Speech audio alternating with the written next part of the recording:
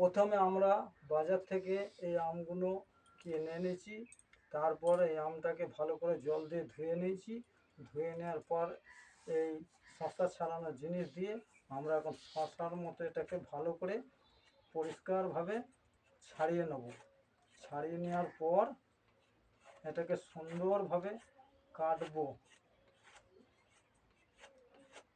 সুন্দরভাবে এরকম ছাড়িয়ে নেওয়ার পর আমরা আমটাকে সুন্দরভাবে কাটবো। কাটার পর খোলাটাকে পরিষ্কার করে বাদ দিয়ে দিতে হবে।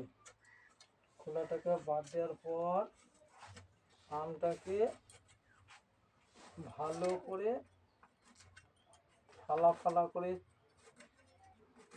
ফালা করে চিড়ে নিতে হবে। চিড়ে নেওয়ার পর এতে রেখে দেওয়া হলো।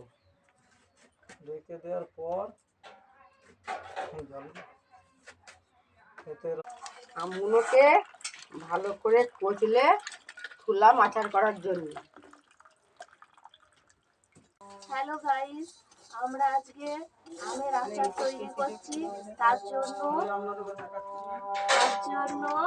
এই যে কড়াইয়ের মধ্যে পাঁচফোড়ন, গোটা জিরে আর মরিচ ভেজে নিলাম। দিয়ে এটাকে শিলে গুঁড়িয়ে পেস্ট করে রাখবো। হ্যালো গাইস, আজকে আমরা এই যে আখের গুড় এনেছি আমের আচার করার জন্য। গুড়টাকে আগে একটু কড়াইয়ের মধ্যে দিয়ে ভালো করে ফুটিয়ে নিচ্ছি, তাহলে আচার করার সময় যে চিটে গন্ধটা লাগে আমের আচার। হ্যাঁ, আমরা কড়াইয়ের মধ্যে যে তেল দিয়ে দিয়েছি, সরষের তেল, পাঁচফোড়ন, শুকনো লঙ্কা, তেজপাতা দিয়েছি। এরপরে আমগুলো ভাজা করে নেবো।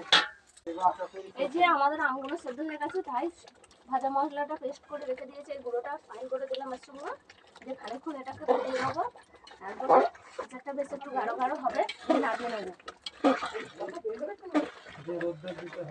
দিয়ে এটাকে ঢেলে রোদে আরেকটু রোদে দিয়ে ভালো করে আটা করা হবে, তখন পরিবেশন করা হবে। তাহলে